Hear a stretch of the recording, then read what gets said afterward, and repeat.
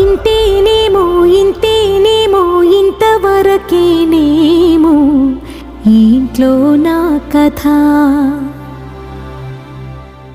అంతేనేమో అంతేనేమో అంతులేని వేదనేమో ఆడపిల్లను కదా. మళ్ళీ తిరిగి అడుగేసేది వచ్చిపోయే చుట్టూలానే. నేను పుట్టి పెరిగిన ఊరికి ఇంకా పైన పొరుగురిదాన్ని. కట్టదాటి గంగ నేడు కంట పొంగెనే.